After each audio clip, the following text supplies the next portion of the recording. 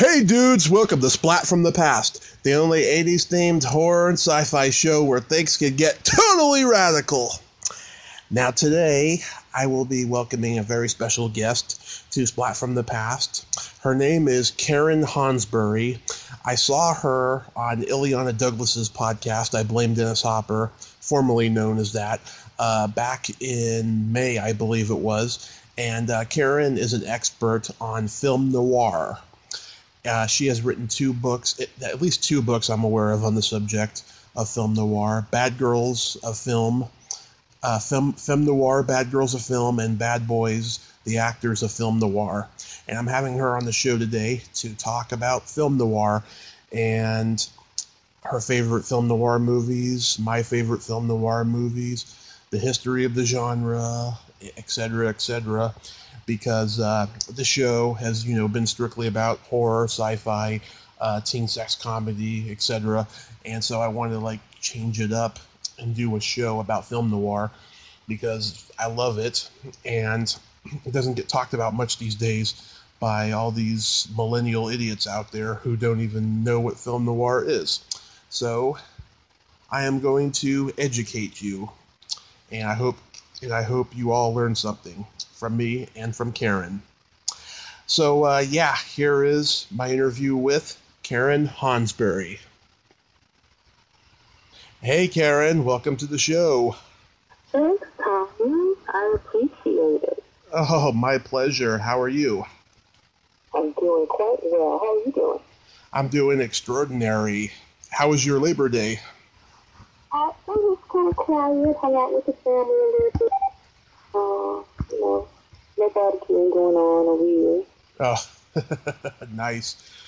It's such an honor. Thank you for taking the time tonight. Oh, it's an honor to talk to you.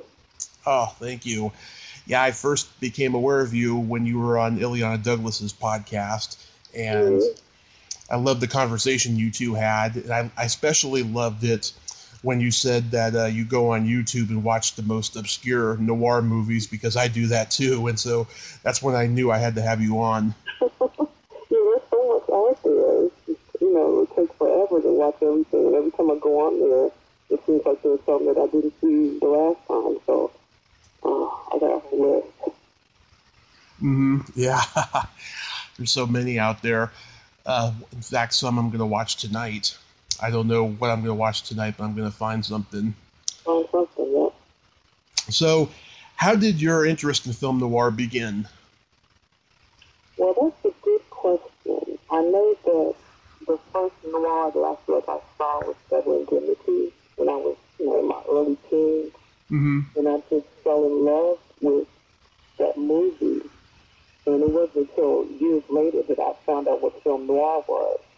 And it was just one movie after another that I just fell in love with everyone. Just the whole dark nature of them, and the mood and the tone and the great characters and the dialogue and just everything about them. And so the more I watched, the more I want to watch.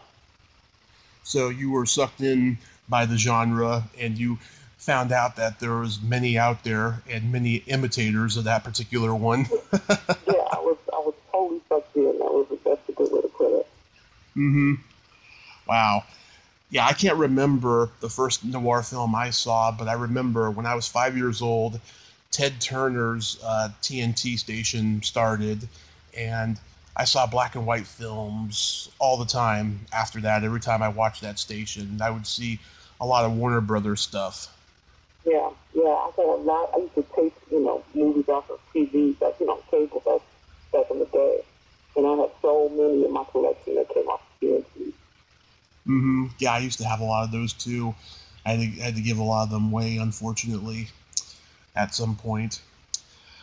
But, I'm trying to think here. I'm trying to read my notes here. So did you immediately start researching the history of the genre once you were enamored in it? No, I didn't really do any research until I wrote my first book, which was about film noir. It was about the actresses who portrayed the female characters in noir. And I just loved loved the movie, but I really didn't know anything about the background of it. So it wasn't until, like I said, many years later that I found out that, the film noir was a term that came from the French, and that they have been looking at a lot of these movies that have been coming from America, like in the first half of the 40s. Right. And that they all had this same kind of, dark tone, not just dark physically, but a dark mood to them. And so that was just really, fascinating that it wasn't something that was intentional, I don't think, on the part of filmmakers. It's just somebody from the outside looking in, they're the ones that identified it. Mm-hmm. You've written at least 2 books that I'm aware of. Bad Girls of Film. Yeah. Bad Girls of Film and Bad Boys. Yeah. How long do you take to write these books? Well, I think the first one, which was Film Noir, took me a total, I'm trying to think, was it 5 years or 8 years? It was some really long time. Wow. It was because when I first started it, I had written maybe 8 chapters, and then my computer crashed, and I lost everything. And back then, I, didn't know anything about backing up, your stuff, so I just lost everything. And anytime I tried to start working on it again, I felt like, wow, I wrote this already, and I just couldn't get back into it. But finally, my mother came over here, and she was like, look, I'll watch the baby, because I had this my first daughter by then. And, she's going down the basement and get to it, so I did. But it took a long time for me to get back into it. But the second one, it didn't take quite as long. It was several years, though. Yeah, I know that's so much research, Yeah, there's a lot of research involved, and I know that's like to have a computer crash and lose a lot of information. When I was in my late teens, early 20s, I wrote all these screenplays that I thought were great, and I lost a lot of them. But then as I look back, they were probably terrible because I love the ones that I'm writing now. It's an awful feeling, though, you just think about it. Yeah, because you spend so much time writing it, and you're like, oh, God, this is going to be great. And then that happens. It's like, someone ripped your soul apart, basically. Right. And you're trying to recreate what you already did. It's like, well, this isn't as good as I did the first time, and blah, blah, blah. So, you just got to get over and keep it moving. Yeah. And also, I encourage people, save your stuff and make several copies just in case that happens. I'm telling you, I learned a valuable lesson, I'll tell you that. Yeah, because I didn't realize that at the time. Mm-hmm. Yeah. So you wrote the Film Noir first, right? Yeah. So after you wrote that, then you decided, oh, that was good. I should write one about the men now. Yeah, I felt like, I can't just leave the men hanging, and there were so many more men, in these movies. So it was, like I said, it was a lot of research. Plus, I wanted to watch every single movie I was writing about, and it was much harder then to try to find all these movies because, of course, they weren't all on DVD or in my collection already. So, we was trying to find the movies. Doing the research. I had people in LA and New York. My brother lived in New York too, so he was doing research for me, and I had somebody in LA, and I took a trip out there and finding pictures. It's so funny how different things are. Like, I don't even know how people get pictures for books like this these days. Like, I don't know, can you just go to the internet and get them? I don't know. But back then, there was no such thing. Yeah, I don't know how you did it back then with the pictures, but I know the internet you can. But you got to be very careful with the posters because a lot of people see those copyright, Mm-hmm. Yeah, even with the stills, I wonder, how do you know if somebody has rights or something? Yeah. I'll have to find out. It's very tricky. But I was curious, have you met a lot of surviving actors who were in those movies and they read your books and liked what you said about them? The only person that I met in person was Colleen Gray. And I had interviewed her over the phone Mm-hmm. Film Noir, because I had a chapter on her. And we had just a great conversation. And we talked for over an hour. She was just such a delight, and such a sweet, wonderful person. And I went to the Turnquest Movie Film Festival for the first time. I don't remember what year it was, but she was one of the guests there, and she introduced, I think it was The Killing. Oh, yeah. And then after the movie, she went and sat in the audience, but I didn't know that until the movie was over. So I turned around, and there she was. So I went up to her and introduced myself, told her who I was, and we talked for a few minutes. And then after I turned to walk away, I just started crying. It was just like so great. Yeah. I just was talking to Colleen Gray, Yeah. So it was just the best. It really was one of the highlights of my whole life. Oh, God. Yeah. But she's the only one I met in person. Yeah, that's amazing. I've interviewed a lot of people. I grew up worshiping, and I was lucky enough back in April. I was in LA for a week. I got to have meals with quite a number of them, and every time I just had trouble, with my emotions, but I held it together. I don't know how I did, but I did. Yeah, it's funny, I'm so starstruck. I'm not sure if it was that festival or another one, but Anne Blythe was there.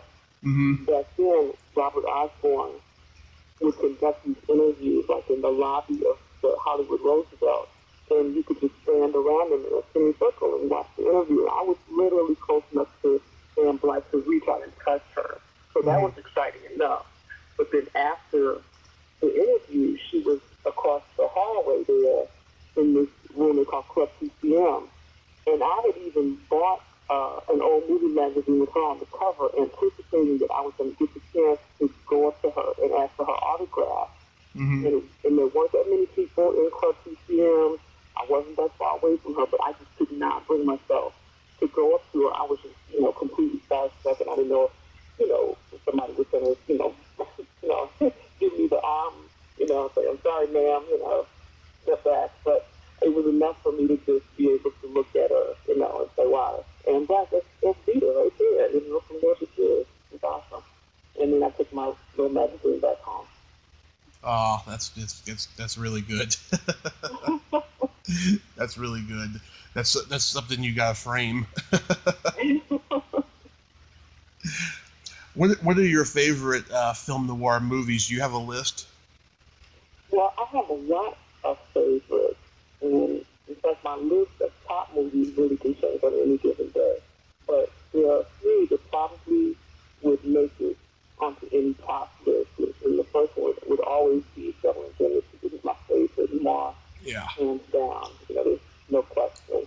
But it's just as close to perfect for me as any noir, except that I did cast with Robert Stanwyck and Murray and Ricky Robinson, and the cinematography by John Fife is great, and the score and the dialogue with the screenplay by Billy Wilder and Raymond Sandler. It's just everything from start to finish for me.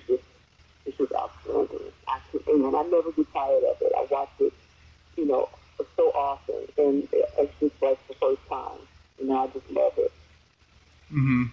Yeah, I love, even though it's a pre-code gangster movie, the Jimmy Cagney movie, The Public Enemy. Mm-hmm. That was like the gangster movie that put Hollywood on the map. Yeah, and, it's a great one. Yeah, and Martin Scorsese has said in many interviews that movie influenced him. Did it? Mm-hmm. That's like one of his favorites. It's outstanding. Yeah. I love a lot of the Cagney movies. I love White Heat, which was probably the last gangster movie he did before he got completely out of the genre. Yeah, and I think there's one other one.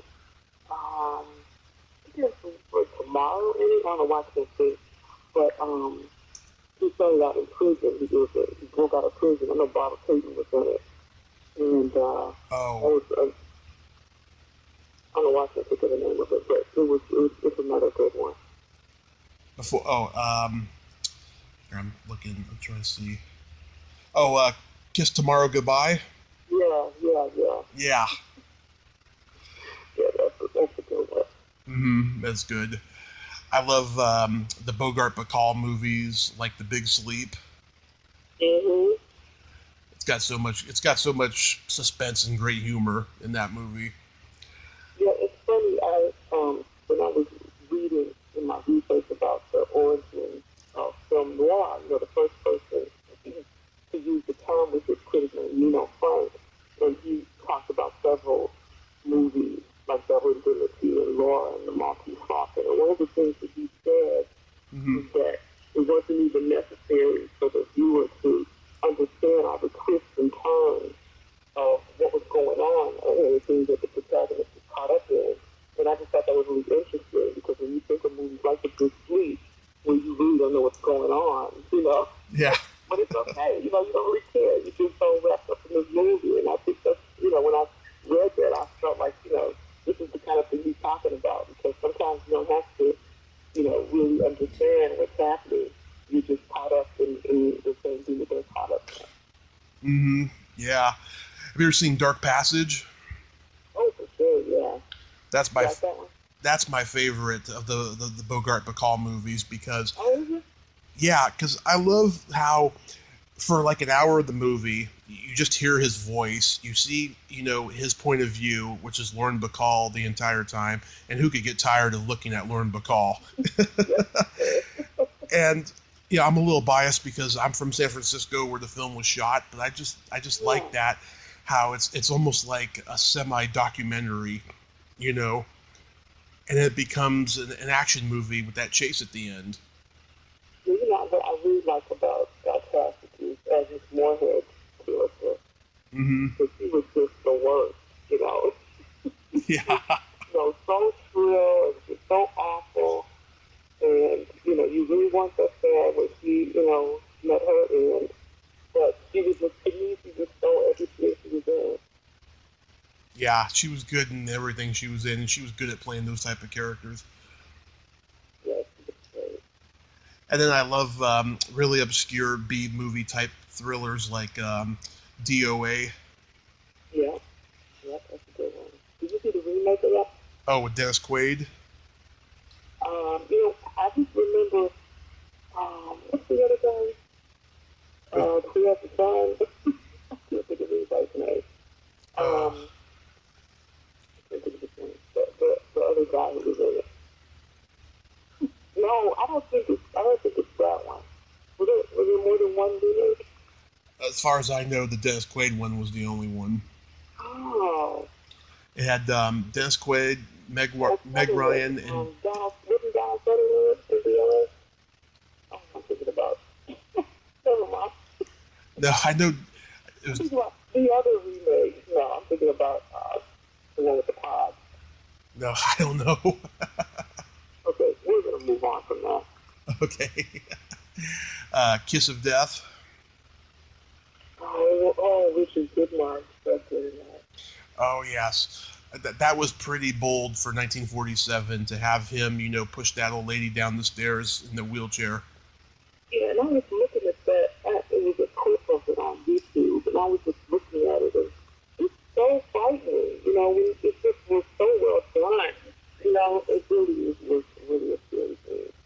And he was so good with the laugh, and yeah, he was excellent in that role. He was so good in so many roles anyway, but that one was really good. It's funny you mentioned being from San Francisco. Another one of my favorites is Chris Star. Oh yeah, And Yvonne DiCarlo. yeah.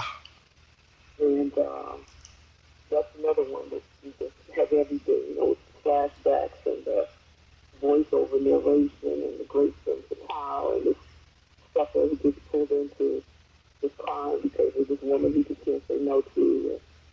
I love the end because I don't like noirs. There's some noirs that kind of have an upbeat ending. Mm-hmm. I don't want to see that. And this one definitely does not have that. And then Dan it makes everything better. Yeah. It's just like the icing on the cake. Yeah, I love the dark ending too.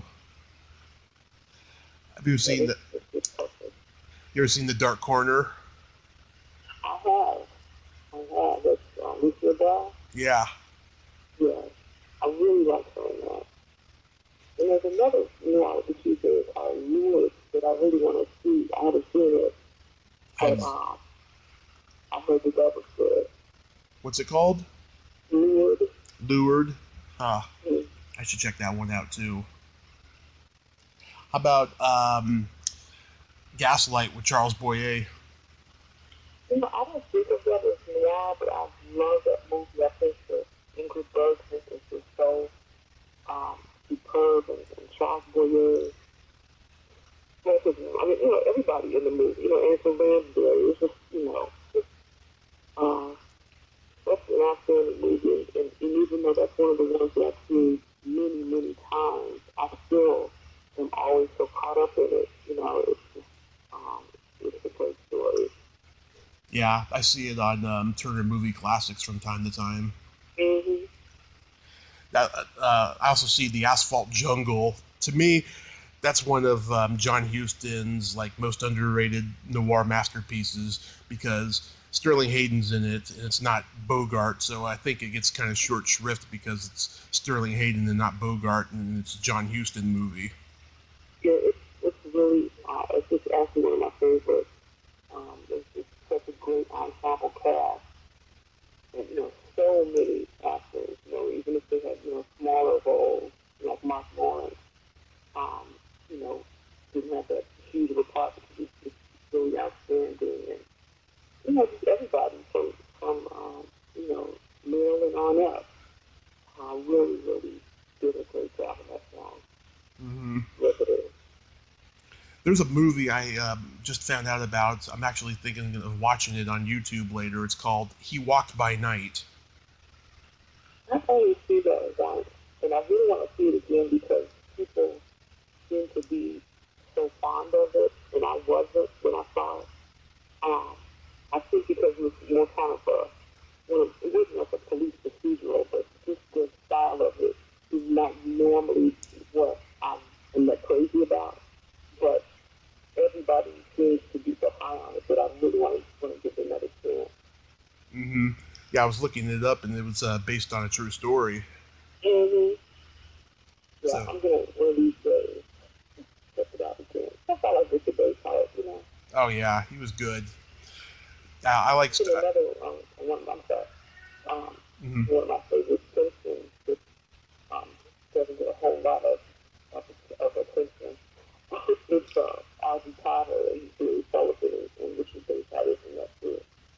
And so I like them. So that's just another reason for me to give you Walk by Night another try. I'd like to know what you think of it if you get a chance to see it. Oh yeah, I'll let you know what I think of it. So, what would you say is the first film noir that Hollywood ever produced? I think of it as, I think it's called A Stranger in the Night. It's Peter Lorre. And, you know what, I'm trying to think of which number people now. But it was 1940. And, Stranger on the Stairs. And it kept me off my game. Yeah, I tell you one thing, the word Stranger's in it, and Peter Lorre's in it.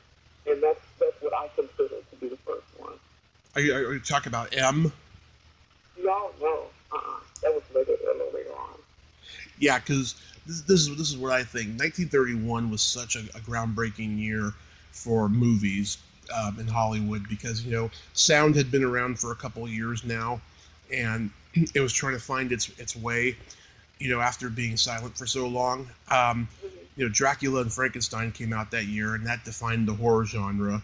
And then what I mentioned before with The Public Enemy, that gave gangster movies, a voice. Now I think that even though Fritz Lang's M was a German movie, I think it put noir on the map in Hollywood a little bit because it was so controversial, talking about serial killing and child molestation and all that stuff. In 1931, that was taboo.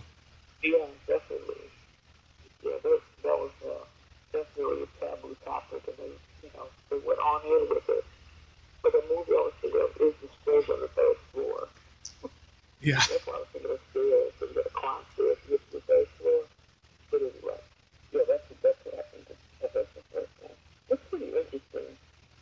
Yeah. It's very obscure, you know. I really don't. I got a copy of it because I wrote about Peter Lorre for my book, so I was able to get a hold of it. But I can't think of ever seeing it on cable or, you know, it was on YouTube. Yeah, it's a collector's item amongst, you know, movie historians. You know, I definitely had one years ago. Mm-hmm. I'd have to get a new one off of eBay or something. Yeah. But a lot of people don't realize, though, a lot of those film noir movies, and just movies in general, in the golden age, they were all based off of books. A lot of them were. Yeah, I have a couple of books that are the whole book is about the source novels that the film noir movies were made of. I mean, they're made from. And it was really fascinating finding out just how many of them were from books. An awful lot of them. Mm-hmm. Yeah, because if they were going to make a movie or film of something related to comic books, they would do that for matinee serials back then. Mm-hmm. Mm-hmm. You know, because that was before television, and then once television came, then the matinee serial was gone. Right, definitely. It was like the beginning of soap operas too. Yeah. You know, when people think of noir, they think of, you know, detective and gangster movies, but it's so much more beyond that. You know, it got to a point where, you know, you had boxing films with noir elements, like the Setup with Robert Ryan. Yeah, that's one of my absolute favorites. It's such an excellent film. Mm-hmm. And Body and Soul is another Oh one. yeah. The Champion, the Professor. There's a number of them. Do you consider To Have and Have Not noir? I don't. Yeah. It may have a little, you know, a couple of dark edges in the corner or something, but no, I don't think of that as noir. And that's one of the things that I really kind of like about film noir because it's so subjective sometimes. Mm-hmm. There are movies that are unquestionably noir, but then there are those that you know, I may think is definitely noir, and you will say there's no way. You know, and there are you know, more than just a few of those. And it's fun just to talk about and hear other people's point of view. Mm-hmm. Yeah, that movie, I don't know what to classify it because it's not exactly crime, but it is romantic and dramatic. Right, right. You know, Romantic drama. romantic drama maybe, but because Bogart and Bacall is in it, you know, some people, you know, misconstrued it as a noir, but it's not. Mm-hmm. Right. Yeah, I don't think One of the greatest movies ever made, On the Waterfront. I consider that movie to have noir elements to it. it definitely has dark scenes and dark images and dark things to it. That's for sure. Mm-hmm. I remember you saying on Ileana's podcast that RKO Noir was a lot more gritty than the other studio noirs. And I totally agree with you. I also think that Warner Brothers took a lot more chances than all the other studios when it came to either noir or just all movies in general. Whereas MGM was a lot more saccharine and they had mass appeal, you know. Yeah, definitely. I'm not sure. You know, MGM is just glossier and more polished, more refined, and you know, Warner's, RKO, you know, they were down and dirty a lot of the time. Not really sure there's anything wrong with that. No. Do you have a favorite RKO noir? I'm trying to think. You know, I don't know the studios as you know as well. Like I can't. Like I don't know for sure if the setup is RKO or not. You know, kind of seems like, but I don't. Yeah, I wouldn't be able to say um, by studio what my favorite would be because I don't want to be wrong. Yeah. It's terrible. Well, I can tell you RKO had, you know, they had the Robert Mitchum noirs and Charles McGraw and Lawrence Tierney. Mm. Yeah, Well, there are definitely a lot of those. Yeah, my favorite RKO noir is The Narrow Margin. Oh yeah, I love that. Yeah, Yeah, that's another one I saw at the um, Taylor Classic Movie Film Fest, and one of the stars was I know her name is Jacqueline, but she was the one who was I don't want to give plot points away, but she was yeah, blonde. Let's say that. yeah, No, Jacqueline White. yeah, She was there, and she was just delightful. She had some great stories to tell. And it was so nice seeing it on the big screen because that was the first time I had ever seen. I've seen Real Marvel live, but never on the big screen. So it was really great.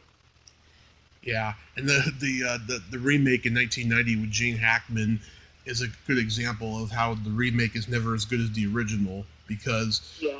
there was there was no noir in the remake. It seemed more like a Die Hard-esque action movie that the studio made to make money. Yeah, I actually could not get through it, and I love Gene Hackman, but I just couldn't watch it.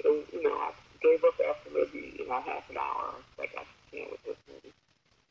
I just love when they're coming up on that tunnel, and the girl who's holding him and Ann Archer at gunpoint, she gets hit, after he says, you're very tall.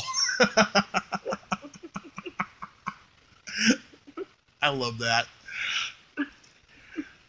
Some people consider Robert Mitchum to be the king of noir. Would you agree with that? King of Noir. I'm not sure. I'm really there's just so many that would be up there with him. I certainly can appreciate the argument for him. But there's also, like you mentioned, Robert Ryan earlier, as Sterling Hayden, and Dan Duryea and Richard Widmark. I would put all of them up there together, right with Robert Mitchum. hmm I think he's definitely in the top five. I personally think Bogart is, because he's so identified with the genre. Mm-hmm. You know who I would consider, though, the king of B noir? Who's that? Mark Stevens. Oh yeah, I wish I think there's a movie. It's called Cry something, or obviously I can't think off the top of my head, but I'll have to look it up and let you know because it was really good, and it was again one of those movies that I never see on TV, but it was so good. Yeah, And I always knew about that movie because I wrote about him, and that was one of the movies because it was I was very impressed with his work. yeah, he was like one of the few actors in the 50s, and one of the first ones to direct his own movies. Mm-hmm. I think that he directed the one that I'm thinking about. Because he made Cry Vengeance and Cry Vengeance. That's what it is. Yeah, that is awesome. Cry Vengeance and Timetable, and I remember he made a western called Jack Slade. Yeah, I'm always on the lookout for good westerns because that's not one of my top favorite genres, but the ones that I see that are recommended to me, I really, really enjoy them. And I posted on Twitter a couple of months ago asking people to give me recommendations. I got a lot of good suggestions, and so I'm always open for Western recommendations. There's a John Wayne western that's in the public domain from like 1934, I want to say, called the Sagebrush Trail. Is that a good one? It is. I think it's on YouTube, and Okay. it's one of those cheesy Republic westerns that he made back in the 30s, Mm-hmm. but it's good. I used to see it late at night on one of my local UHF stations when I was a kid. UHF. When was the last time I heard that? Yeah. Oh, it's still around, but very few movies are being shown on it now. It's all infomercials at late at night. Oh, wow. Yeah, it's terrible. I also like Sterling Hayden. Yeah, he was really good.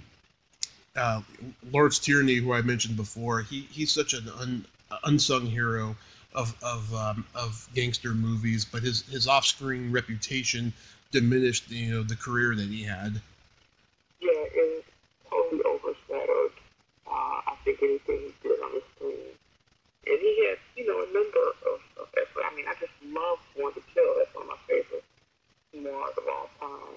Born to Kill is good, yeah. And there were several of them that he was in, but we're not remembering those. We're just remembering how he was, like you said, off screen and in the paper. Yeah. What year do you think that noir ended? 59. 59. Yeah, that's my personal range is 1940 to 1959. I think that there was two noir-esque movies that came out after 1959. The first was Portrait in Black with Anthony Quinn. And then in 1962, again, being biased with San Francisco, Experiment in Terror. Is that the one with Lee Remick? Yeah, Lee Remick, Glenn Ford, Stephanie Powers.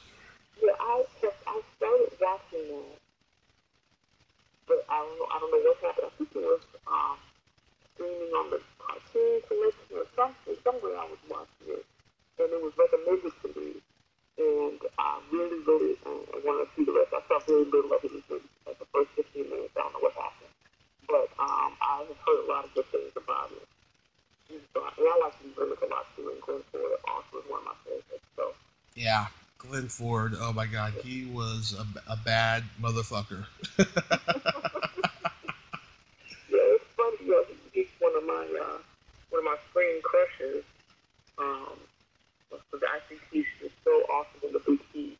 He's just so, he's not just a one-note character. He's well-rounded, he's complicated. On one hand, he's got this ideal relationship with his wife, and he's a, wonderful father, but he's, totally hard-nosed and fearless, and, comes to find out who was responsible for his wife's death, and, everything is black and white with him. Either you're good or you're bad, and, he sticks with what he believes in. I just love his character. Did you read the book that his son wrote? No, I didn't. Oh yeah, it's about 12 years old or something like that. Oh my God! In his book, he went back and he read all of his father's daily journals that he wrote in about 50 years. That man slept with over 140 women on movie sets. Not just actresses, makeup people, extras, secretaries, the whole 9 yards. Yeah, it's amazing. When I read that, I was like, wow. Then again, he was Canadian, and Canadians are very free-spirited.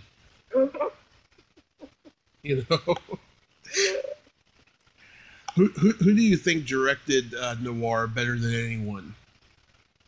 Oh, wow, that's a toughie.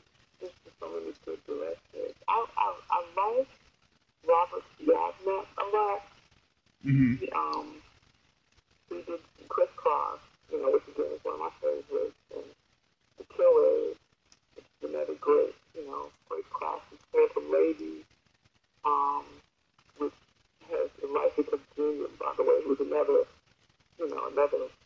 person who should be mentioned, in any kind of noir discussion.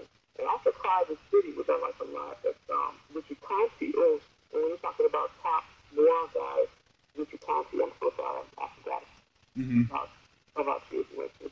But yeah, he should be up there at the top. But yeah, I think Robert Yadner was really great. But Anthony Mann had some outstanding films too, like Desperate. That's one of my it's a smaller film. It's Steve Brody and Raymond Burr, who is such a bad guy, which he did so well. And Raw Deal and Railroaded with John Ireland, and then Chris Lang was another one. Yep. He did a number of my favorites, The Big Heat, which I love, and Solid Street, which I love, and Blue Gardenia. It's again, Miss County, take a walk.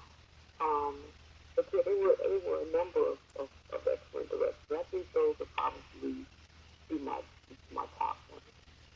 Wow. Yeah, yeah. Anthony Mann. It's funny you mentioned him because he became so identified with westerns later on. Yes, in fact, I think several of the ones we did with James Stewart were among those that people recommended to me. Mm-hmm. I definitely want to check those out.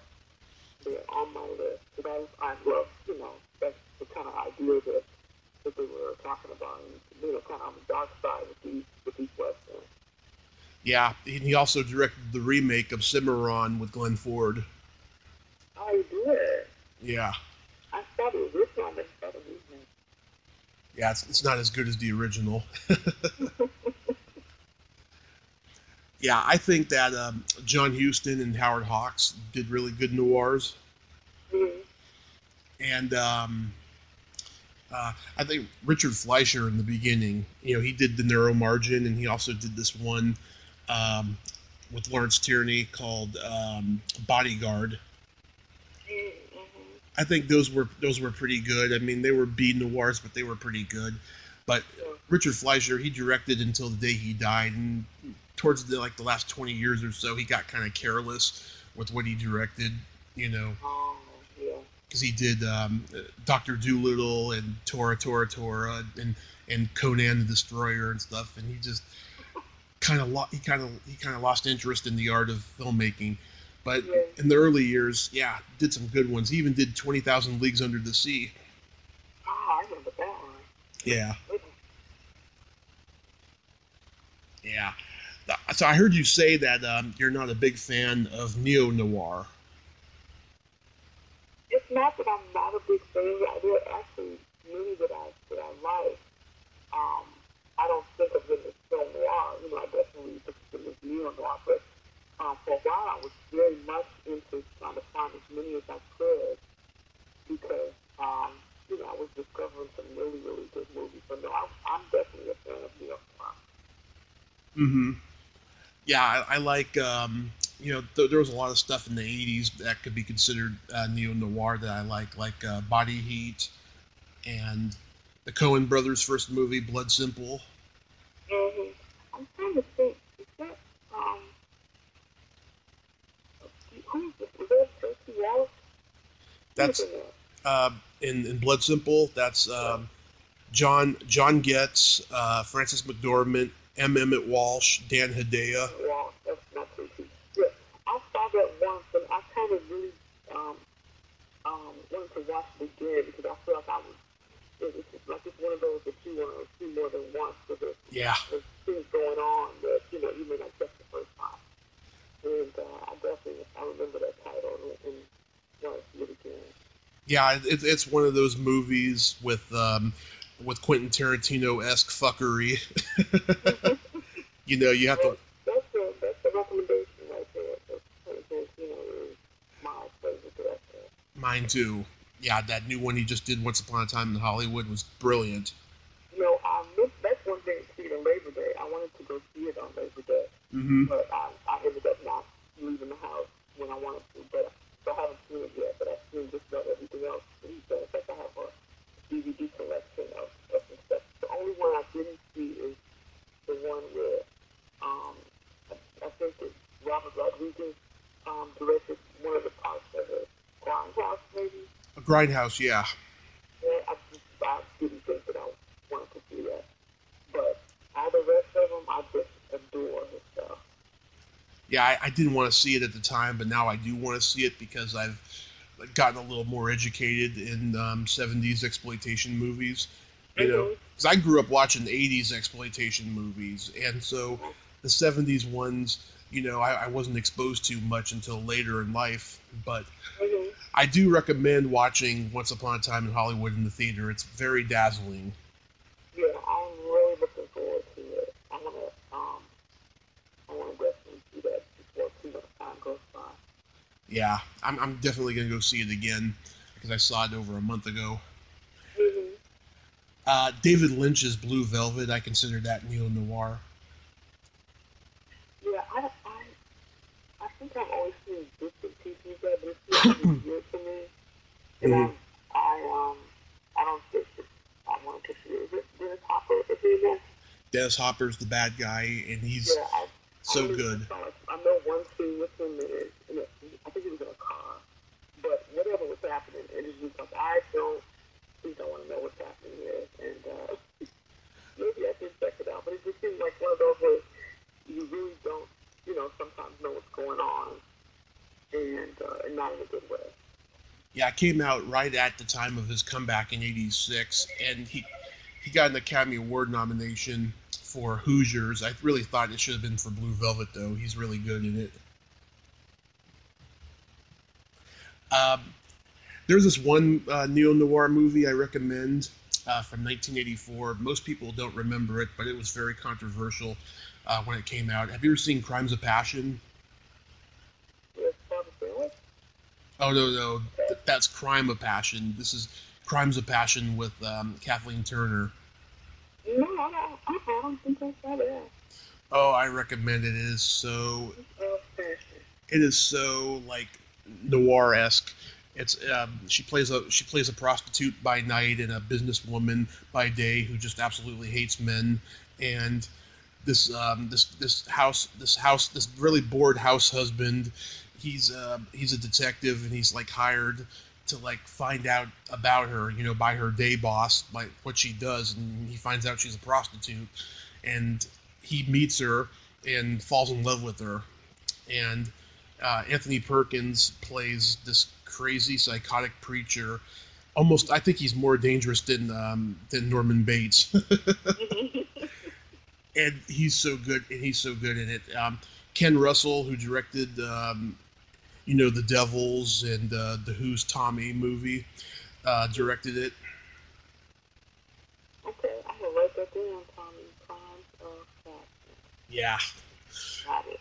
It's a really good movie, I think, and it's very underrated, and I think it should be remade, quite frankly, but in a good way. So in addition to film noir, what other genres do you like? Well, my next favorite is pre-code, which, I have a blog, and that's what it's about, film noir and pre-code. And so I'm just crazy about pre-code. They were, just filled with this behavior and visuals that didn't adhere to the production code. So it's just so much fun to watch. It's so scary. And I just love them. There's so many of them. And just like with noir, I'm discovering a lot of them on YouTube that I didn't have access to before.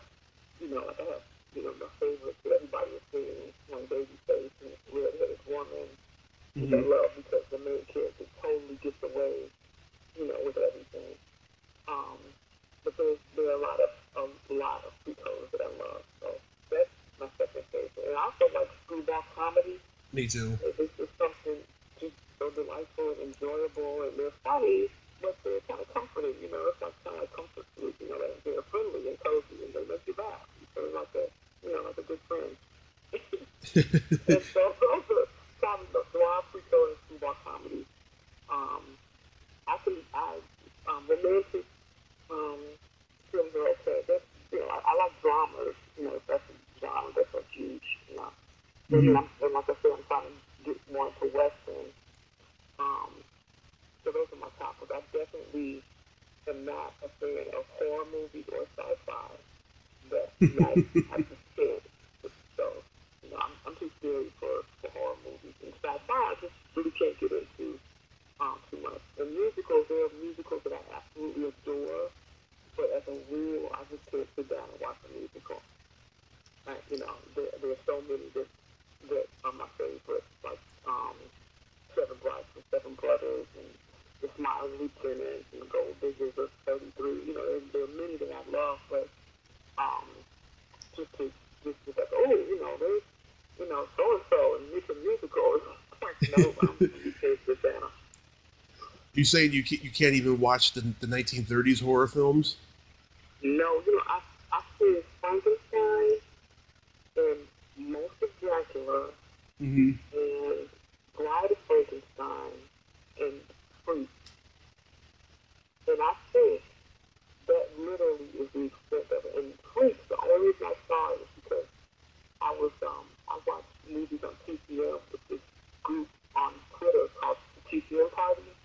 where everybody's online, at the same time watching whatever's on TCM. And so Freaks came on, and so I watched it with the TCM party.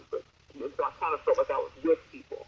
But it's not something I ever want to see again, and I never would have watched it if I was by myself, for real. Yeah. But I'm just, and I remember Frankenstein. I remember seeing it when I was little, and I remember my mother telling me that I was going to have nightmares and telling me, not to watch it. And I remember distinctly that night thinking that I saw somebody climbing in my window of my bedroom after I saw it. So it was like decades later that I saw it again. I was like, I don't want any parts of Frankenstein. But it's like, and I thought, I could watch it. It was fine. It wasn't like scary. But the ones that are like Dracula was just a little bit. I didn't like that. I didn't care for that. Like this little minion or whatever his name is. I don't know what his name is, Igor or whatever. Yeah, Igor. I don't like that guy. Like I don't want to see this. And I think that things are going to give me nightmares, so I don't want that. Yeah, when I started this podcast, it was strictly horror and sci-fi themed, but then as time went on, it became a variety podcast. And because I'm a fan of every genre, and I talk to people from all the movies, and plus I love music and stand-up comedy, so I talk to everybody from all that too. But it was strictly horror and sci-fi at first, because I love every genre, but like horror, sci-fi, comedy, those three have always been my three favorite genres the most. But I love the pre-code stuff, I love the pre-code stuff too, What would you say is your favorite movie of all time? I'm sorry. Mind saying that again? What would you say is your favorite movie of all time? Oh, Gone with the Wind. That's a good one. It's just, it's no question. It is my favorite. It's Gone with the Wind, and right under that is The Women. Talking about the 1939 movie with Norma Shearer and Joan Crawford and Roger Russell. I think so. It's all women, no men in the whole movie. It's just the best. It's a comedy. But those are my two favorites. The Gone with the Wind is just at the tippy top. And but The Women literally is the movie I've seen more often than any other movie ever. Because I just watch it all the time. It's one of those like, do the dialogue while it's on, My favorite movie of all time is Back to the Future. Oh, that's a good one. I have that on VHS. Yeah. I bought that not too long ago, too. Yeah, that's a really, really enjoyable movie. I've owned that movie multiple times in my life, I tell you. I still have the VHS tape that we taped it off of HBO in 1987. I still have that.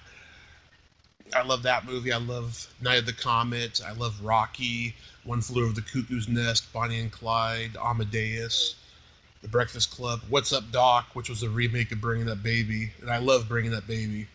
I didn't know that was a remake of Bringing Up Baby.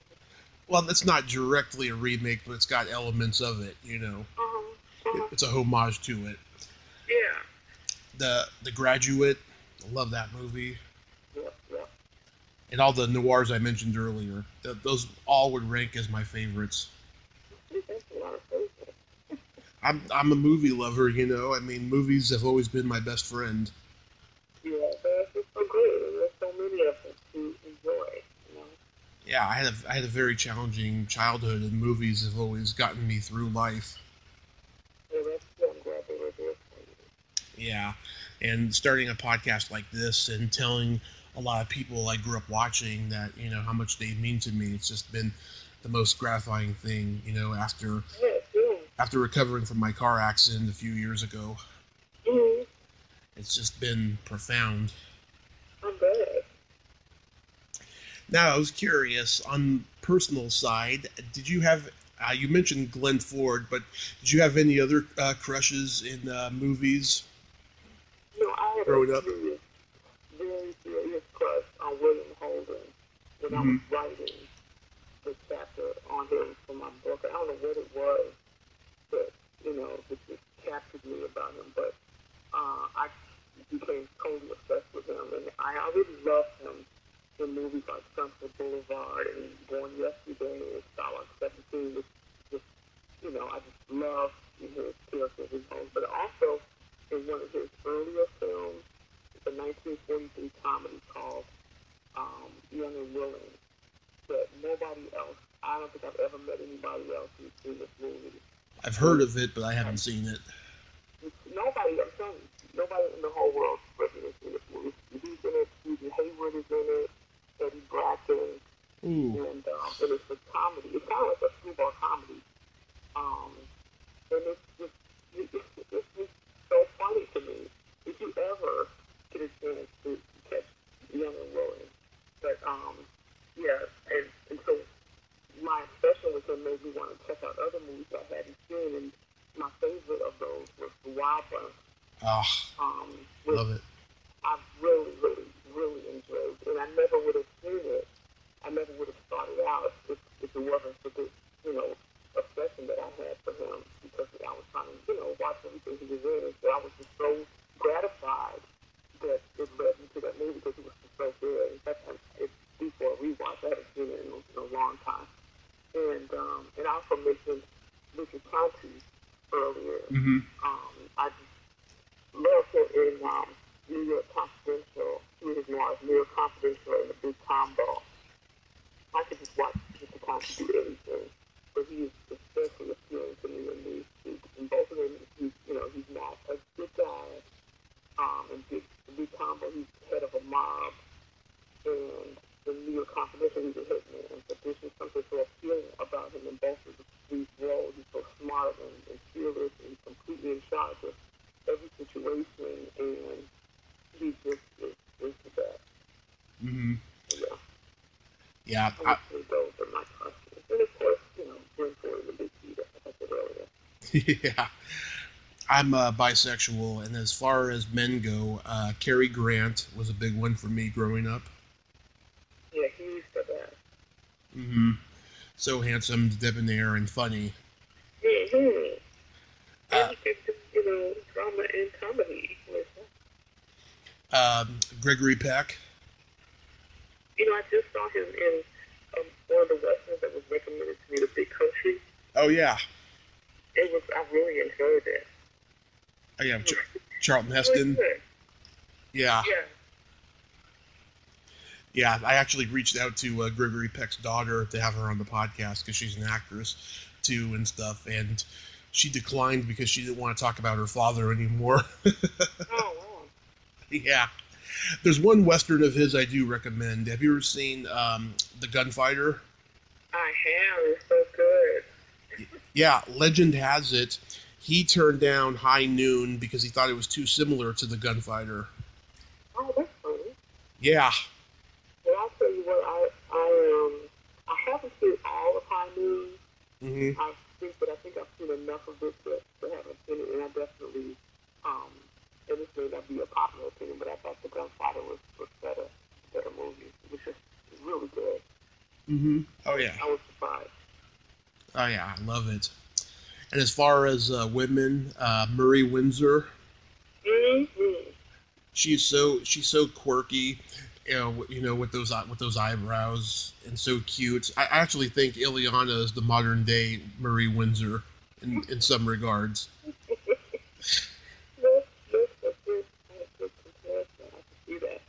Yeah, Jane Russell, because she had that huge bust line, and of course Lauren Bacall. Yeah. I always have this fantasy of painting her toenails tomato red, and then she gives me a kiss. Have you seen Scarlet Street? What's it called? Scarlet Street. It's Scarlet Street. Edward G. Robinson and Joan Bennett and Dan Duryea. No. Well, there's a scene where Edward G. Robinson is painting Joan Bennett's toenails for her. That's just what made me think of that when you said that. But you gotta check it out. It's a Fritz Lang movie. It's excellent. Nice. Scarlet Street. Yeah. It's 1945, Universal Pictures. Ooh, I'm going to check that one out. You only owe it to yourself. Nice. Do you think it's on YouTube? You know, I'm not sure, but it seemed like it was in the public domain because it was just all over everywhere. You know, like, you know how they have all these DVD collections of movies that they're not necessarily the highest quality. You know what I'm talking about? Yeah. 50 con movies or whatever. Yeah, it's really grainy. Always popping up on those. So I don't know if that means that it's, you know, it's necessarily on YouTube, but it, you know, it's worth a try.